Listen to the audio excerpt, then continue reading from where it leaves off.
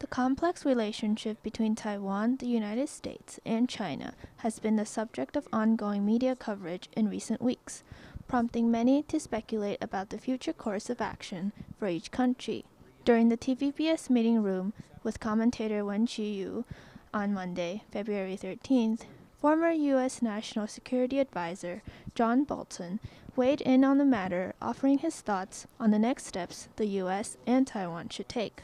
Bolton recommended abandoning the notion of strategic ambiguity, which he believes may now embolden Chinese aggression instead of deterring it. Now, part of deterring Beijing from invading or trying to blockade Taiwan is to show American commitment. So I think we should abandon the idea of strategic ambiguity. I think it served its purpose in its time, but I think now it may encourage Chinese aggression more than deter it. Bolton also recommended that the U.S. and Taiwan have full diplomatic relations, despite Beijing's show of disapproval.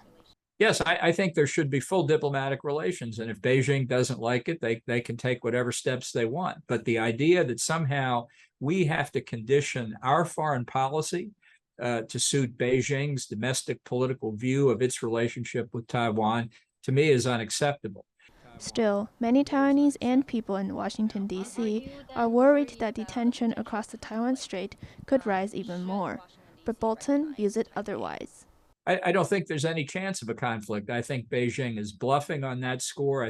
However, Bolton still advocates for U.S. military presence in Taiwan to train and assist the country, and to show the U.S. and Europe that it is prepared to, quote, fight for its independence.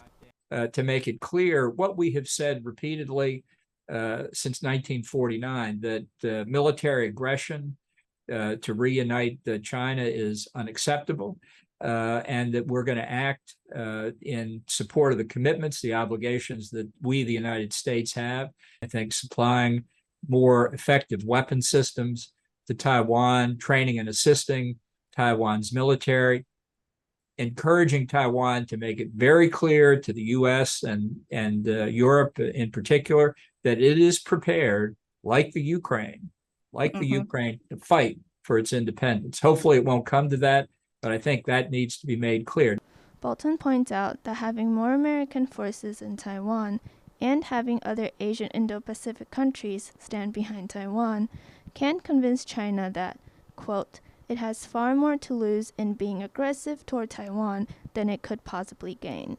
But I think Taiwan should now try to take advantage of the menace that China is posing and that is more and more visible around the world. This is a moment, I think, that Taiwan can begin to escape the diplomatic isolation that Beijing has tried to enforce in the past several decades. Wen Qiyu, Jamie Lin Pinzon, TVBS World Taiwan. That the problems each individual country has have to